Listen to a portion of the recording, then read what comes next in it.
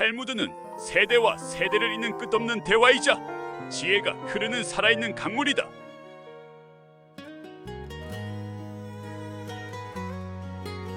마을 끝 언덕 위에는 오래된 회당이 하나 있었다. 회당의 지붕은 비가 오면 군데군데 물이 새고 벽돌 사이에는 세월의 먼지가 끼어 있었지만 사람들은 그곳을 하늘의 문이라 불렀다. 그곳에는 늙은 랍비 엘리야가 살고 있었다. 랍비 엘리야는 말이 많지 않았다. 그러나 그의 한마디는 늘 사람들의 마음속 깊은 곳을 두드렸다. 부자도 가난한 자도 아이도 노인도 어려운 일이 생기면 그를 찾아왔다. 그 마을에는 요나라는 아이가 있었다. 요나는 아버지를 일찍 여의고 병든 어머니와 단둘이 살았다. 어머니는 바느질로 생계를 이어갔지만 겨울이 깊어질수록 손가락은 굽고 눈은 흐려졌다. 요나는 시장에서 물건을 나르고 남의 집 장작을 패며 하루하루를 버텼다. 그러나 요나에게는 한 가지 부끄러움이 있었다. 그는 기도를 잘하지 못했다. 회당에 모인 사람들은 긴 기도문을 술술 외웠다. 어떤 어른들은 마치 강물이 흐르듯 아름다운 말로 하나님께 간구했다. 하지만 요나는 그를 제대로 배우지 못해 긴 기도문을 외우지 못했다. 어느 안식일 저녁 회당은 사람들로 가득 찼다. 마을에 큰 가뭄이 들었기 때문이었다. 우물은 바닥을 드러내고 밭의 밀은 누렇게 말라갔다. 사람들은 모두 간절했다. 부자 상인 나단이 가장 먼저 앞으로 나와 기도했다. 하늘의 주인이시여, 우리 마을을 굽어 살피소서. 우리의 재산과 곡식과 포도밭을 지켜주소서. 우리가 바친 재물과 헌금을 기억하소서. 그의 기도는 길고 장엄했다. 사람들은 고개를 끄덕였다. 이어 장로들이 차례로 나와 긴 기도를 올렸다. 어떤 이는 눈물을 흘렸고 어떤 이는 큰 목소리로 외쳤다. 그때 회당 뒤쪽에 서 있던 요나가 조심스럽게 앞으로 나왔다. 사람들은 의아한 눈으로 아이를 바라보았다. 요나는 두 손을 꼭 모았다. 입술이 떨렸다. 그는 한참 동안 아무 말도 하지 못했다. 그러다 아주 작은 목소리로 말했다. 하나님, 엄마가 아프지 않게 해주세요. 그리고 우리 마을에 물을 주세요. 아멘. 그게 전부였다. 회당 안은 순간 조용해졌다. 곧 누군가 낮게 웃었다. 저게 기도야? 기도문도 제대로 못 외우는군. 이런 중대한 때에 아이 장난이라니. 요나는 얼굴이 새빨개졌다. 그는 고개를 숙이고 뒤로 물러나려 했다. 그때 랍비 엘리야가 지팡이를 짚고 천천히 일어섰다. 요나야, 이리 오너라. 요나는 겁먹은 얼굴로 랍비 앞에 섰다. 랍비는 아이의 눈을 가만히 들여다보았다. 방금 네가 한 기도는 짧았다. 요나는 눈물이 고인 채 말했다. 죄송합니다, 랍비님. 저는 긴 기도를 몰라요. 랍비는 고개를 저었다.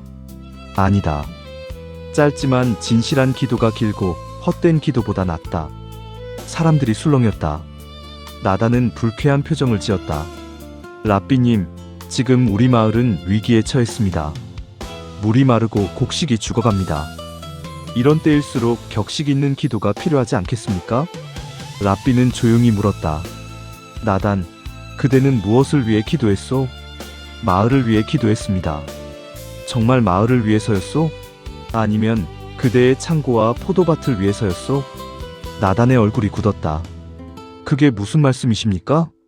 랍비는 대답하지 않았다. 대신 회당 안 사람들을 둘러보며 말했다. 기도는 말의 길이로 하늘에 닿는 것이 아니다. 마음의 진실함으로 닿는 것이다. 그러나 그날 밤 사람들은 랍비의 말을 곱게 받아들이지 않았다. 특히 나단은 화가 났다. 그는 마을에서 가장 부유한 사람이었고 회당의 지붕을 고치는데도 큰 돈을 낸 사람이었다. 랍비가 우리를 모욕했다. 그는 장로들에게 말했다. 아이의 서툰 말 한마디를 우리의 기도보다 높이다니. 이대로 두면 회당의 질서가 무너질 것이오. 며칠 뒤 마을의 위기는 더 심해졌다. 마지막 우물마저 거의 말랐다. 사람들은 물 한 항아리를 두고 다투었다. 아이들은 울고 노인들은 지쳐 쓰러졌다. 그때 나단은 자신의 집 지하 창고에 물을 숨겨두고 있었다. 그는 오래전부터 가뭄을 예상하고 큰 항아리 수십 개에 물을 채워놓았다. 겉으로는 마을을 걱정했지만 마음속으로는 물값이 오르기를 기다렸다. 어느 날 밤 요나는 어머니의 열이 심해지자 물을 구하러 밖으로 나갔다. 그러나 우물에는 진흙뿐이었다. 그는 빈 항아리를 들고 울먹이며 회당으로 향했다. 랍비 엘리야는 등불 아래에서 낡은 책을 읽고 있었다. 랍비님, 엄마가 너무 아파요. 물이 필요해요. 랍비는 자리에서 일어나 작은 물병 하나를 건넸다. 이것이 내게 남은 전부다. 가져가거라. 요나는 물병을 받아들고도 망설였다. 랍비님은요? 나는 오늘 밤 목마름보다 더 중요한 것을 배워야 할 것 같구나. 무엇을요? 랍비는 희미하게 웃었다. 사람의 마음이 얼마나 메말라질 수 있는지 말이다. 요나는 물병을 품고 집으로 달려갔다. 그런데 골목을 지나던 중 나단의 집 뒤편에서 수상한 소리를 들었다. 하인들이 커다란 항아리를 옮기고 있었다. 항아리에서 물이 찰랑이는 소리가 났다. 요나는 숨을 죽였다. 나단의 목소리가 들렸다. 아직 팔지 마라. 사람들이 더 절박해질 때까지 기다려. 그때 한 항아리에 은화 5잎을 받아도 사겠다고 매달릴 것이다. 요나는 충격을 받았다. 그는 곧장 랍비에게 달려가 모든 것을 말했다. 다음 날 아침 랍비 엘리야는 마을 사람들을 회당으로 불러 모았다. 사람들은 지친 얼굴로 모였다. 나단도 근엄한 표정으로 앉아 있었다. 랍비는 천천히 입을 열었다. 오늘 우리는 비를 구하기 전에 먼저 마음속의 메마름을 보아야 한다. 나단이 차갑게 말했다. 또 아이의 짧은 기도를 칭찬하시려는 겁니까? 랍비는 그를 바라보았다. 나단, 그대의 집 지하에는 무엇이 있소? 회당 안이 술렁였다. 나단은 순간 당황했지만 곧 목소리를 높였다. 제 집 창고까지 의심하시는 겁니까? 저는 이 마을을 위해 누구보다 많이 바쳤습니다. 그때 요나가 앞으로 나왔다. 제가 봤어요. 항아리들이 있었어요. 물이 가득했어요. 나단은 아이를 노려보았다. 가난한 아이의 거짓말을 믿겠소? 저 아이는 물을 얻으려고 나를 모함하는 것이오. 사람들의 시선이 흔들렸다. 요나는 겁에 질렸다. 그의 말은 짧았고 나단의 말은 강했다. 나단은 부자였고 요나는 가난한 아이였다. 그때 랍비가 요나에게 물었다. 요나야, 네가 본 것을 다시 말해보아라. 요나는 떨리는 목소리로 말했다. 저는 긴 말은 못해요. 하지만 제가 본 건 물이었어요. 그리고 들은 건 사람들이 더 절박해질 때까지 기다리라는 말이었어요. 나단은 벌떡 일어났다. 증거가 어디 있소? 랍비는 조용히 말했다. 증거를 보러 갑시다. 사람들은 나단의 집으로 몰려갔다. 나단은 막으려 했지만 이미 늦었다. 지하 창고 문이 열리자 사람들은 말을 잃었다. 그곳에는 물이 가득 찬 항아리들이 줄지어 있었다. 분노가 폭발했다. 우리는 아이들에게 흙탕물을 먹였는데, 우리 노모가 목말라 쓰러졌는데, 당신은 우리 고통을 팔아 돈을 벌려 했단 말이오? 나단은 얼굴이 창백해졌다. 그는 변명하려 했지만 아무 말도 나오지 않았다. 랍비 엘리야는 사람들을 향해 말했다. 분노는 이해한다.